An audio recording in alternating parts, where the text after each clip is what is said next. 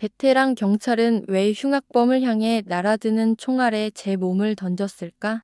그 누구도 상상하지 못했던 그날의 진실은 차가운 서울의 다리 밑에 묻혀있던 12년 전의 낡은 약속에서 시작되었다. 서울의 여름밤은 숨막히는 열기로 가득했다.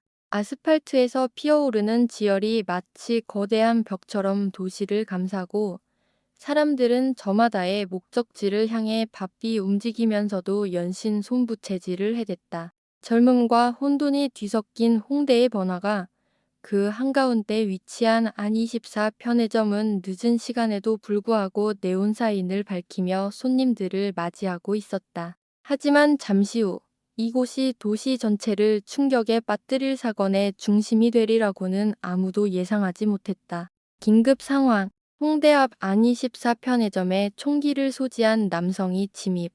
직원과 손님들을 인질로 잡고 대치 중. 서울지방경찰청 상황실에 다급한 무전이 울려 퍼졌다. 순식간에 긴장감이 감돌았고 즉시 경찰 특공대 SU가 현장으로 급파되었다. 그 대열에는 강지원 29세 경위도 포함되어 있었다. 젊은 나이에도 불구하고 수많은 현장을 누비면 응력을 인정받은 그녀였지만 심장이 이렇게까지 거세게 뛰는 것은 처음이었다. 특수 제작된 검은색 작전 차량이 사이렌을 울리며 홍대 거리를 질주하는 동안 지원은 창밖으로 스쳐 지나가는 풍경 속에서 보이지 않는 죽음의 그림자를 느꼈다. 현장은 이미 아수라장이었다.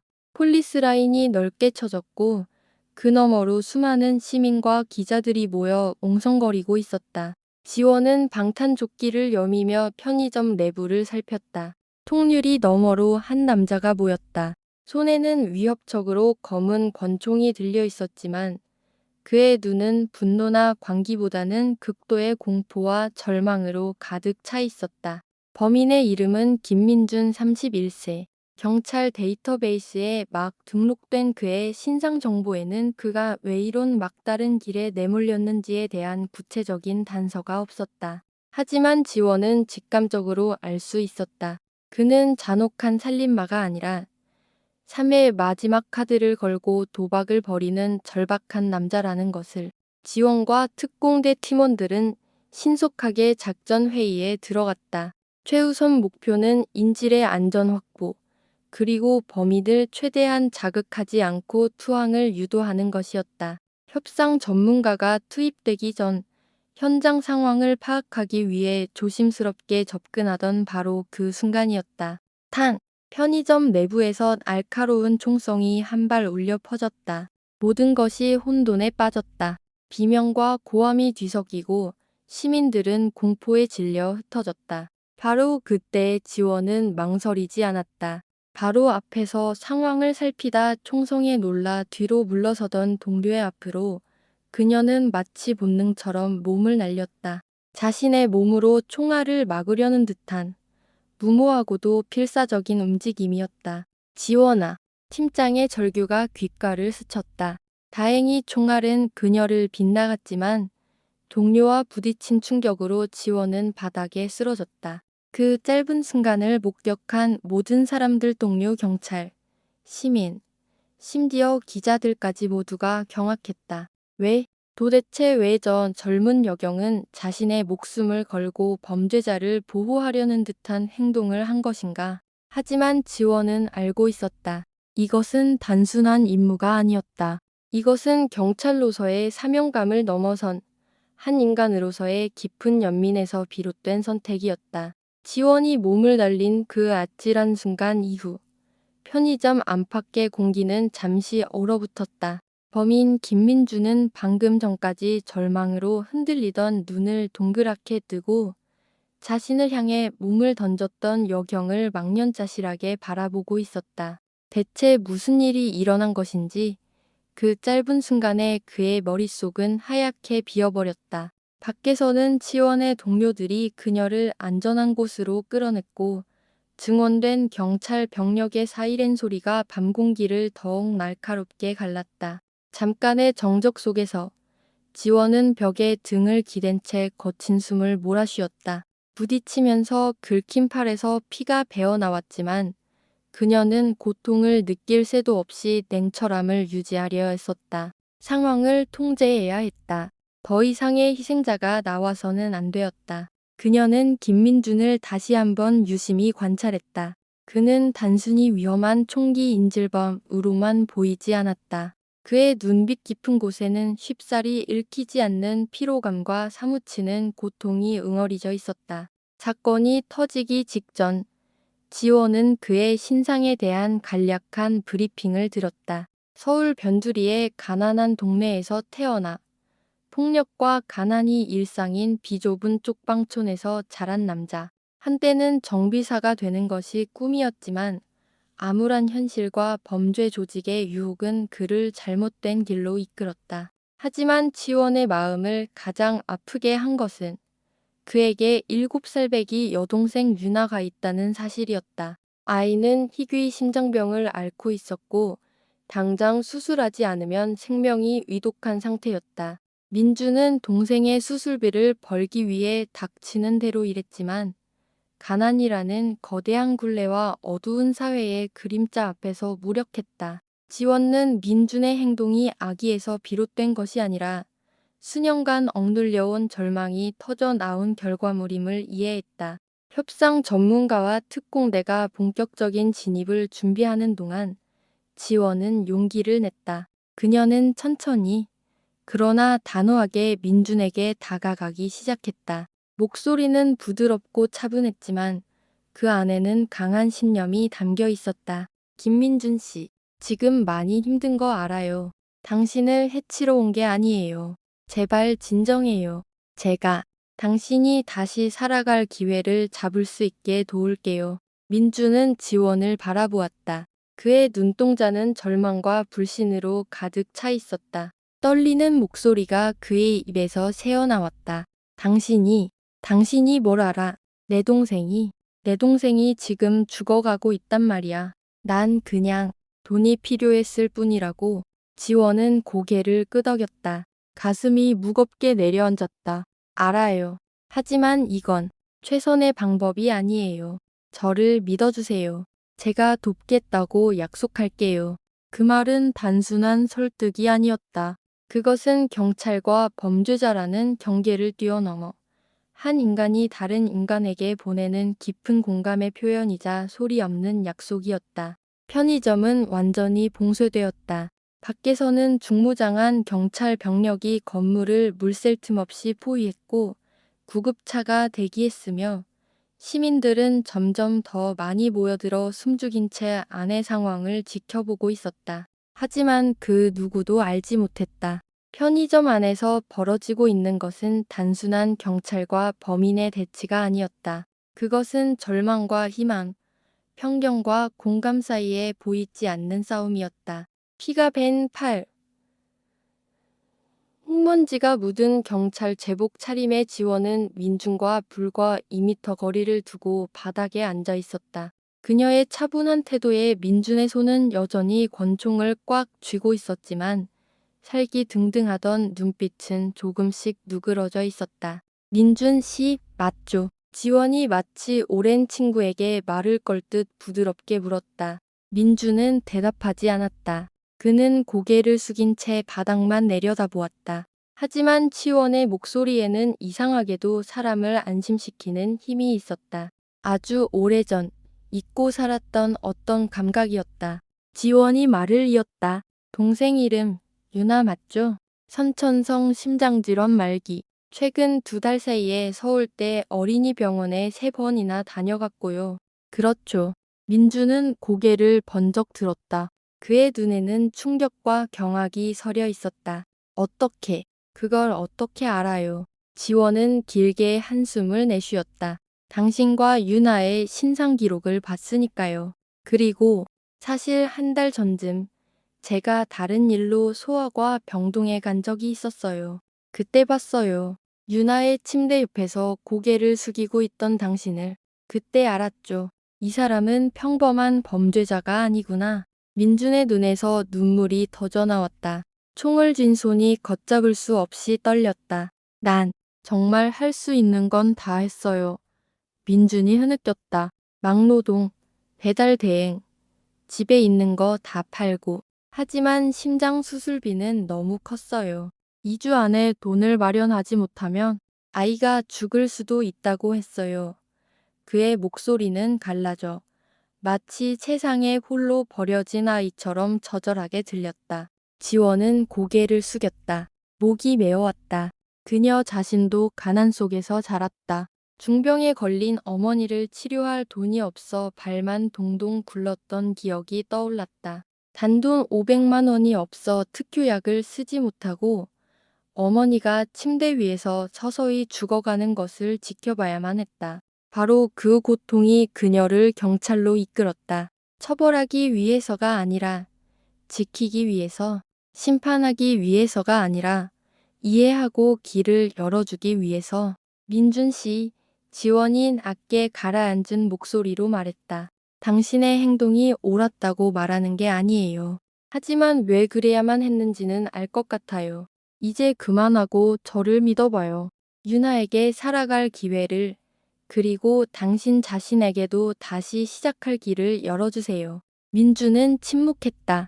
밖에서는 협상팀의 확성기 소리가 항복을 요구하며 울려 퍼졌지만 안에서는 오직 두 사람만이 서로의 이야기에 귀를 기울이고 있었다. 한 명은 경찰의 휘장을 달고 다른 한 명은 가난의 흉터를 지닌 채 마치 길을 잃었던 두 영혼이 서로를 마주한 것처럼. 지원은 천천히 손을 내밀었다. 진심이 담긴 눈빛으로 그를 바라보았다. 1초, 2초, 3초, 탁. 금속이 타일에 부딪히는 건조한 소리가 숨 막히는 정적 속으로 울려 퍼졌다. 민준이 총을 놓은 것이다. 지원은 여전히 손을 내민 자세를 유지한 채 민준에게서 눈을 떼지 않았다. 다음 몇 초는 세상이 숨을 멈춘 듯 느리게 흘러갔다. 민준은 고개를 숙인 채 두 손을 들어 올렸다. 그는 아무 말도 하지 않고 거의 속삭이듯 한마디를 내뱉었다. 이제 너무 지쳤어요. 더는 못 버티겠어요. 그 말이 끝나자마자 편의점 뒤편에서 대기하던 지원의 동료 두 명이 신속하게 진입했다. 무기는 준비되어 있었지만 발포는 필요 없었다. 그들은 절차에 따라 저항하지 않는 민준에게 수갑을 채웠다. 지원은 천천히 일어섰다. 그녀는 민준에게 다가가 범죄자를 체포한 경찰의 눈이 아닌 깊은 이해심을 담은 눈으로 그를 바라보았다. 날 믿어줘서 고마워요. 그녀가 작게 말했다. 민주는 붉게 충혈된 눈으로 작게 고개를 끄덕였다. 저 유나한테 오빠가 미안하다고 전해줄 수 있을까요? 지원은 망설임 없이 대답했다. 그녀는 슬픔이 밴 듯한 서울의 저녁 하늘을 한번 올려다본 뒤 다시 민준을 보며 말했다. 날 믿는다면 작별 인사는 하지 마세요. 아직 기회는 있어요. 유나가 혼자가 되게 두지 않겠다고 약속할게요.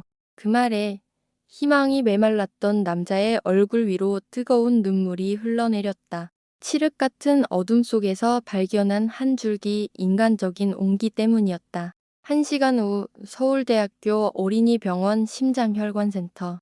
지원은 방탄조끼와 제복을 벗고 상처에 붕대를 감은 팔로 평상복 차림을 한 채 208호 병실로 들어섰다. 침대에는 자그마한 여자아이가 창백한 얼굴로 힘겹게 숨을 쉬며 누워 있었다. 내가 유난히. 지원이 침대 옆에 앉으며 부드럽게 물었다. 아이는 힘겹게 눈을 뜨고 그녀를 보며 실처럼 가느다란 미소를 지었다.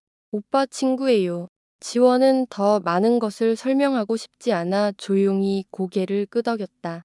응, 오빠가 오늘 바빠서 언니가 대신 와서 돌봐주라고 했어. 밥 잘 먹고 씩씩하게 있어야 내일 오빠가 편지 보내준대.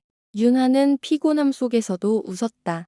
자신의 오빠가 지금 차가운 경찰서 유치장에 갇혀 있다는 사실을 알 리 없는 순수한 미소였다. 지원은 그날 저녁 내내 아이의 손을 잡고 곁을 지켰다. 오래전 어머니가 입원했을 때 아무도 찾아오지 않았던 병실의 외로움을 떠올렸다.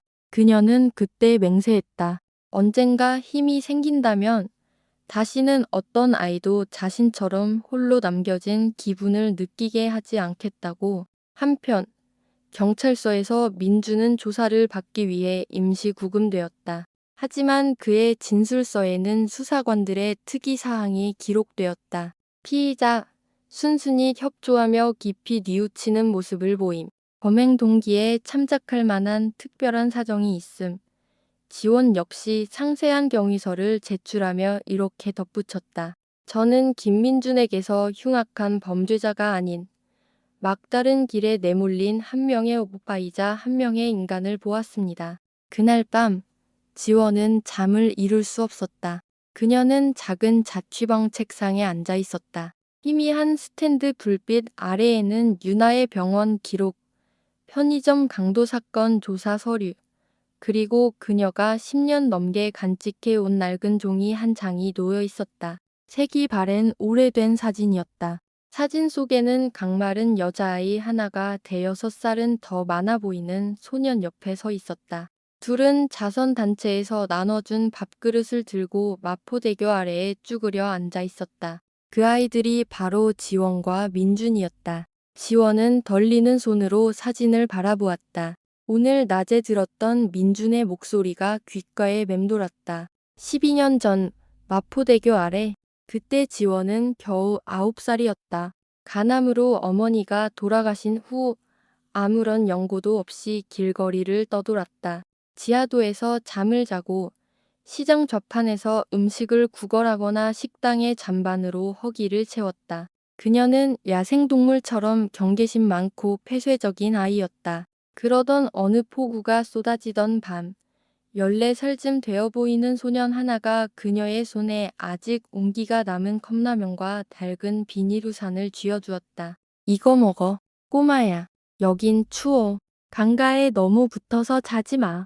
지원은 아무 말도 하지 않았지만 조용히 그 소년을 따라 마포대교 밑으로 갔다. 그곳에는 그들처럼 버려진 아이들이 서로에게 의지하며 살고 있었다. 소년의 이름은 민준.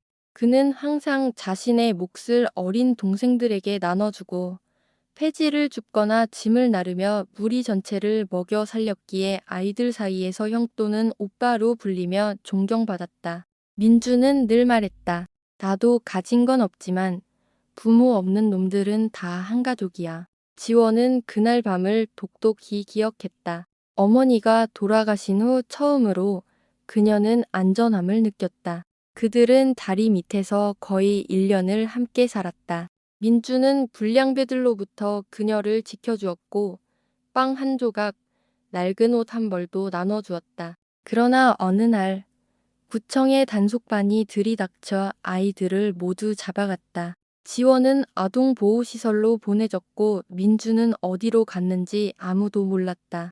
다시 현재. 이 충격적인 진실 앞에서 지원은 더 이상 외면할 수 없었다. 그녀는 이제 어엿한 경찰관이었다. 어린 시절에 그 오빠가 오늘 자신이 총구 앞에서 막아선 그 남자일 거라고는 꿈에도 생각하지 못했다. 하지만 그녀의 심장 깊은 곳에서는 이미 알고 있었다. 얼굴은 변했고 말투도 달라졌지만 그 눈빛만은 예전 그대로였다. 내가 굶더라도 너는 굶기지 않을 거야. 라고 말해주던 바로 그 눈빛. 왜 자신이 몸을 날렸는지도 알았다. 그것은 임무 때문도 명예 때문도 아니었다. 잊고 있던 옛정과 언젠가는 꼭 갚겠다고 맹세했던 마음의 빚 때문이었다. 오빠, 지원은 어두운 방 안에서 혼잣말처럼 속삭였다. 그녀는 낡은 사진을 작은 쇠 상자에 다시 넣고 조심스럽게 잠갔다. 천장을 바라보는 그녀의 뺨 위로 소리 없이 눈물이 흘러내렸다. 다음 날 아침, 지원은 단정하게 제복을 차려입고 경찰서로 향했다. 그녀의 눈빛은 결의에 차 있었지만 그 차가운 표정 뒤에는 격렬하게 요동치는 심장이 있었다. 민준이 임시 수감된 강력계 사무실은 엄숙한 분위기에 잠겨 있었다. 동료들은 그녀에게 의심스러운 눈초리를 보냈다. 그녀가 범죄자를 보호하기 위해 몸을 던졌다는 소문은 이미 파다했다. 민준이 총을 쏘진 않았지만 총기 소지 및 인질 강도는 명백한 중범죄였다. 지원은 강력계 팀장인 박진철 경정의 책상으로 다가가 두툼한 서류철을 올려놓았다. 팀장님, 피의자 김민준에 대한 감형 요청 의견서입니다. 그녀는 단호하게 말했다. 박경정은 미간을 찌푸렸다. 강경희, 지금 뭐 하는 건가? 자네는 경찰이지 변호사가 아니야. 지원은 곳곳이 서서 차분한 목소리로 답했다. 알고 있습니다. 하지만 저는 수사가 공정하게 이루어질 수 있도록 가장 객관적이고 충분한 정보를 제공할 책임이 있습니다. 피의자의 특별한 상황에 대한 증거 자료가 있으면 저와 피의자의 개인적인 관계를 포함한 모든 사실을 투명하게 밝혀 조사에 참고할 수 있도록 요청드립니다. 지원이 제출한 서류에는 다음과 같은 것들이 포함되어 있었다.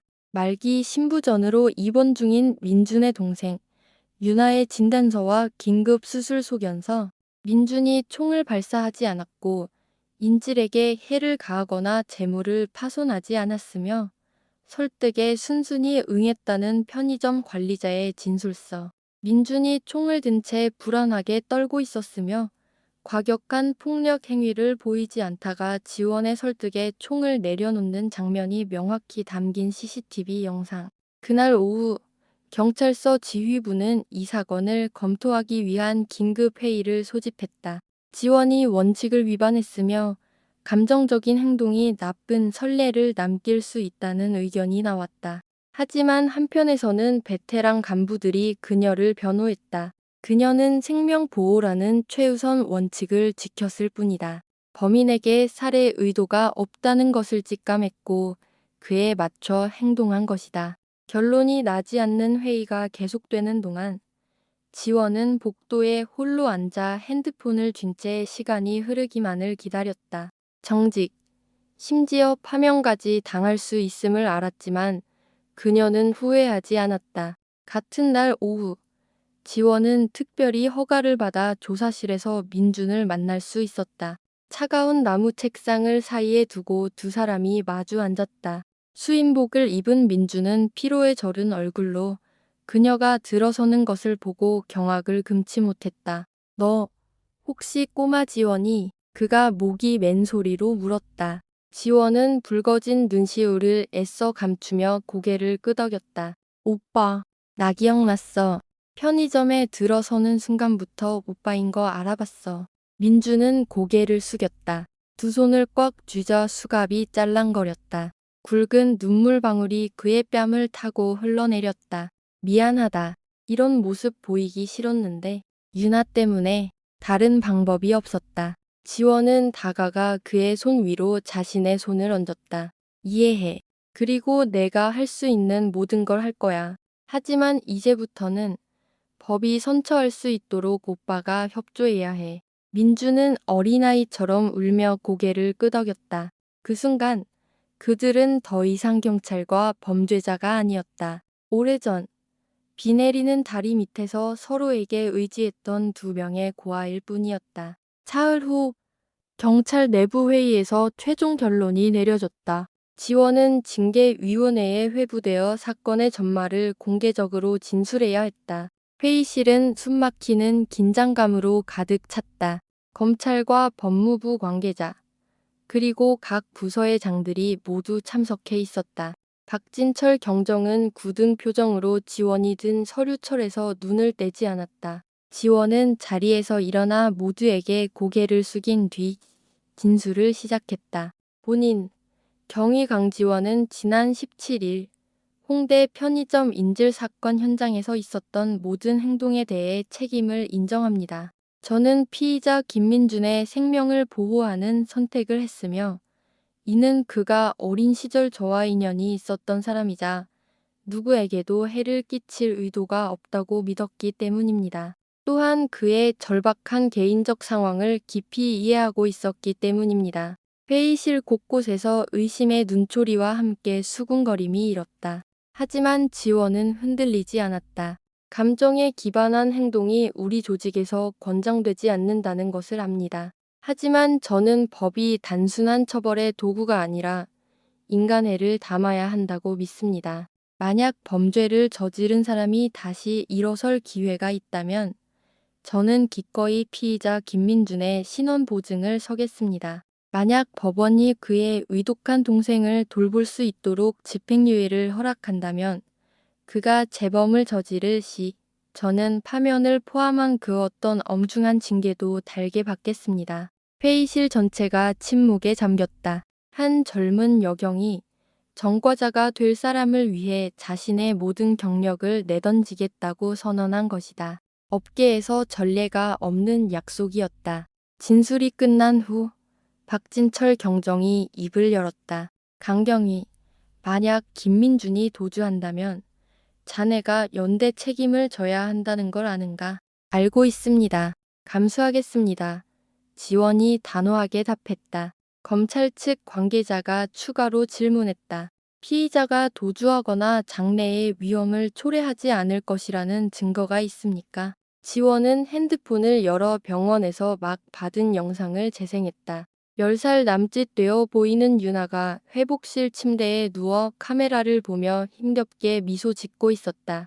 오빠가 꼭 옆에 있어 준다고 약속했어요. 내가 열심히 살면 절대 떠나지 않겠다고 했어요. 영상이 끝나자 말로 표현하기 힘든 정적이 흘렀다. 엄격하기만 하던 눈빛들이 조금씩 부드러워지는 듯했지만 아무도 쉽사리 입을 열지 못했다. 그리고 다시 사흘 뒤 지원은 검찰과 법원에서 온 붉은 직인이 치킨 공문 한 통을 받았다. 그녀의 손이 가늘게 떨렸다. 봉투를 열자 그 안에는 이런 내용이 적혀 있었다. 피의자 김민준의 특별한 상황 및 피의자 신원보증인 강지원 경위의 청원을 고려하여 피의자에게 동생을 돌볼 기간 동안 구속적 부심을 통한 불구속 수사를 허가함. 강지원 경위의 책임 및 감호하에 60일간 기소 중지를 결정하며 이 기간 동안 피의자의 행위를 관찰할 것임. 지원은 공문을 가슴에 끌어안고 안도의 한숨을 내쉬었다. 그녀가 이겨서가 아니었다. 민준과 윤하에게 시간이 주어졌기 때문이었다. 단 60일이었지만 절망의 연속이었던 그들에게는 첫 번째 희망이었다. 그날 밤 지원이 보고서를 작성하고 있을 때 전화가 울렸다. 수화기 너머에서는 목이 밴 민준의 목소리가 들려왔다. 지원아, 고맙다. 뭐라고 해야 할지 모르겠다. 절대 실망시키지 않을게. 맹세해. 지원은 창밖을 내다보았다.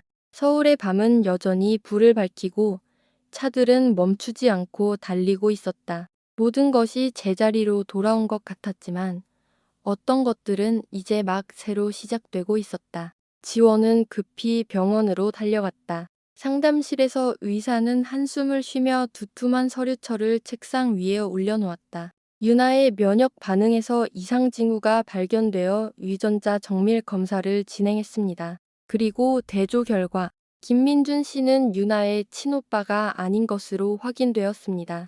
지원은 얼어붙었다. 네. 하지만 민준 씨는 둘밖에 남지 않은 가족이라고 했는데요. 의사는 안타까운 표정으로 고개를 끄덕였다. 법적으로 민준 씨는 유나와 혈연 관계가 없습니다. 민준 씨가 보육원에서 제출한 서류에는 이분한매로 기록되어 있었지만 DNA 검사 결과 어떤 일치점도 발견되지 않았습니다. 즉, 두 사람은 피 한 방울 섞이지 않은 남남입니다. 병원을 나서는 지원의 머릿속은 혼돈 그 자체였다. 하늘에서는 보슬비가 내리기 시작했다. 차가운 빗방울이 그녀의 마음에까지 스며드는 것 같았다. 바로 그때 전화벨이 울렸다. 민준이었다. 지원아, 방금 윤하가 나한테 이런 말을 했어. 만약에 내가 오빠 친동생이 아니면 그래도 오빠가 내 옆에 있어줄 거야. 라고 민준은 잠시 침묵하더니 목이 맨 목소리로 말을 이었다. 뭐라고 대답해야 할지 모르겠더라.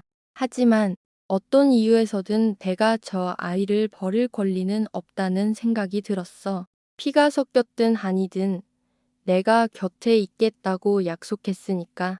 지원은 깊은 숨을 들이쉬었다. 오빠, 나 다 들었어. 혈연 관계에 대한 수화기 너머로 긴 침묵과 빗소리만이 들려왔다. 작년에 알았어. 마침내 민준이 고백했다. 유나는 예전에 교도소에서 같이 지냈던 동료의 딸이야. 그 친구가 안에서 약물 쇼크로 죽기 전에 자기 딸 좀 돌봐달라고 부탁했어. 내가 보육원에서 아이를 데리고 나오면서 보호자 자격을 쉽게 얻으려고 내 동생이라고 거짓말을 한 거야. 이 사실을 알면 너도 날 거짓말쟁이라고 생각하겠지. 지원은 부드럽지만 단호하게 대답했다. 아니, 오빠. 나는 오빠가 그 혹독한 세상에서 마지막 남은 약간의 선량함을 지킨 사람이라고 생각해. 그날 이후 지원이 민준을 바라보는 시선이 달라졌다. 그녀는 더 이상 그를 감시해야 할 피의자가 아니라 피 한 방울 섞이지 않은 아이를 위해 자신의 모든 것을 희생한 한 남자로 보기 시작했다. 병원에 갈 때마다 지원은 민준이 인내심 있게 유나에게 죽을 떠먹여주고 자장가를 불러주고 심지어 아이의 머리를 묶어주는 법까지 배우는 모습을 보았다. 그녀의 마음속에서 낯선 감정이 피어올랐다. 어느 날 오후 지원이 유나에게 줄 우유를 사들고 병실로 갔을 때였다. 그녀는 문 밖에서 유나가 민준에게 하는 말을 우연히 들었다. 민준 오빠, 나는 지원 언니가 우리 엄마였으면 좋겠어. 문 밖에 서 있던 지원의 심장이 세차게 뛰었다. 그녀는 그 순간 깨달았다. 자신의 마음속 무언가가 흔들리고 있다는 것을. 그것은 단순한 연민이 아니라 진정한 애정이었다. 모든 것이 평화롭게 흘러가는 듯 보였을 때 한밤중에 민준의 낡은 자취방 앞에 검은색 밴 한 대가 멈춰섰다. 차에서 내린 남자는 험악한 인상에 팔에는 영국과 해골 문신이 가득했다. 서울 서부권을 장악한 악명 높은 범죄 조직의 상징이었다. 남자는 문을 3번 두드렸다. 문을 연 민준의 얼굴이 새하얗게 질렸다. 그는 문지방에 못 박힌 듯 서서 무의식적으로 잠든 유나의 앞을 가로막았다. 상대는 낯선 이가 아니었다. 민준이 과거에 마약 배달원으로 일했던 조직의 옛 두목, 황태식이었다. 황태식의 눈은 얼음장처럼 차가웠고 입가에는 비웃음이 걸려 있었다. 영원히 숨을 수 있을 줄 알았냐? 김민준. 2021년엔 내가 경찰에 꼰지르는 바람에 우리가 수억을 날렸지. 이제 그 빚을 갚아야 할 시간이다. 민준은 뒷걸음질 치며 주먹을 꽉 쥐었다. 전 이제 다 손 씻었습니다. 형님들 사람이 아닙니다. 저에겐 돌봐야 할 아이가 있습니다. 황태식은 코웃음을 쳤다. 알아. 내 그 가짜 동생. 병이 깊다며? 그럼 더 잘 됐네. 협조할 동기가 확실하겠어. 그러지 않으면 네가 상상도 못할 일이 벌어질 테니 각오해. 협박과 공포가 다시 민준을 덮쳤다. 그의 작은 방은 어두운 과거의 기억들로 순식간에 질식할 듯 답답해졌다. 황태식에게서 문자가 왔다. 사흘 주지. 아는 길로 물건 한 번만 옮겨. 그거 한 번이면 빚은 없는 걸로 해준다. 아니면 결과는 알지. 깊은 밤, 민주는 고민 끝에 지원에게 전화를 걸었다. 그의 목소리는 심하게 떨리고 있었다. 지원아, 만약에 누가 유나를 위협하면 어떻게 해야 할까? 지원은 즉시 위험을 감지했다. 오빠, 무슨 일이야? 옛날 사람들, 같이 일했던 사람들이 찾아왔어. 우리 집이랑 유나에 대해 다 알고 있어. 지원은 잠시 침묵하더니 단호하게 말했다. 당장 신고해야 해. 숨기면 안 돼. 안 돼. 신고하면 유나가 위험해져. 그놈들은 배신자를 가만두지 않아. 지원은 이를 악물었다. 내가 조사해 볼게. 하지만 절대 오빠 멋대로 행동하면 안 돼. 만약 다시 그들과 엮이면 단 한 번이라도 내가 제일 먼저 오빠를 체포할 거야. 민주는 한숨을 쉬었다. 머릿속이 복잡했다. 그들의 제안을 받아들이면 법원의 선처는 물거품이 될 터였다. 하지만 거절하면 유나가 그 대가를 치르게 될 것이다. 다음 날 아침 민주는 유나를 데리고 병원 근처 공원을 산책했다. 아이는 낡은 곰인형을 손에 꼭 쥐고 물었다. 오빠, 요즘 왜 자꾸 뒤를 돌아봐? 누가 무서워? 민주는 걸음을 멈추고 유나를 꽉 껴안았다. 응. 하지만 걱정 마. 오빠가 아무도 널 해치지 못하게 할 거야. 그 말은 약속인 동시에 무거운 짐이었다. 지원은 조용히 민중과 관련된 과거 인물들의 파일을 다시 열었다.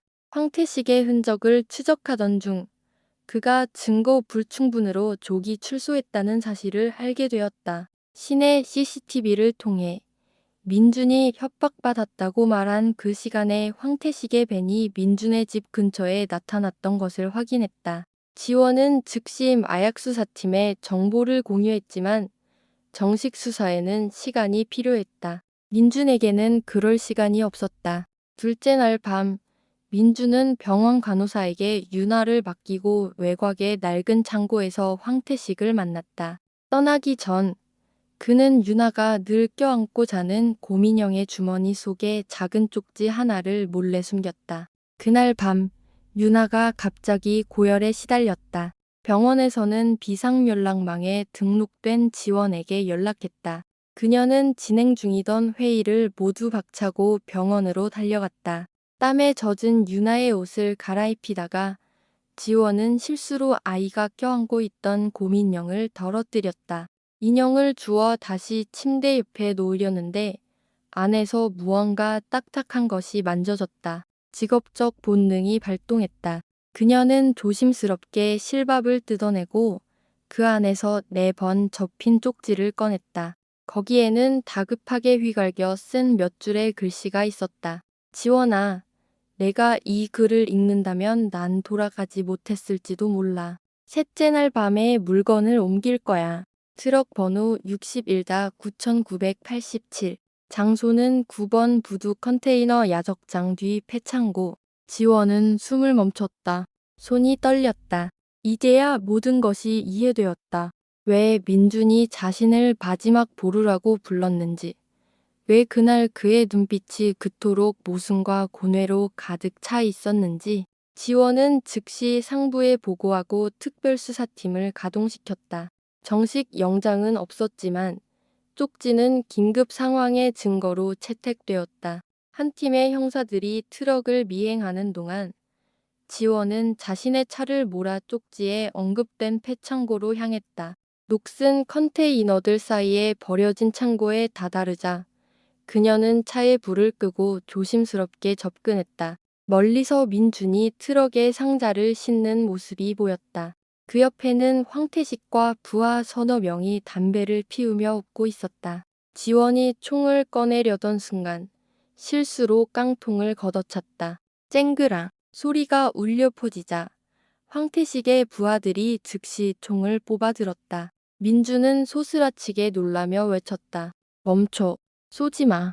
저 사람은 경찰이야. 황태식이 돌아보며 지원을 알아봤다. 아, 그 범인 막아주던 여경 날이 아니신가. 이번엔 누가 누굴 막아주는지 한번 보자고. 그가 명령을 내리기도 전에 뒤쪽에서 수십 개의 경찰차 전조등이 일제히 켜지며 밤을 대낮처럼 밝혔다. 모두 무기 버려. 경찰이다. 순식간에 총격전이 벌어졌다. 지원은 컨테이너 뒤에 몸을 숨기고 응사했다. 민준 역시 그녀에게 달려와 더 안전한 곳으로 끌어당겼다. 처음으로 두 사람은 진짜 전쟁터에서 등을 맞대고 싸웠다. 빗발치는 총알 속에서 한 명의 괴한이 지원을 향해 똑바로 총구를 겨눴다. 방아쇠를 당기려는 찰나 민준이 외쳤다. 지원아, 위험해. 그는 맹수처럼 달려들어 지원을 밀쳐냈고 그의 왼쪽 어깨에 총알이 박혔다. 지원은 즉시 반격해 괴한을 쓰러뜨린 뒤 쓰러진 민준에게 달려갔다. 피가 그의 셔츠를 붉게 물들였지만 민준은 힘겹게 웃었다.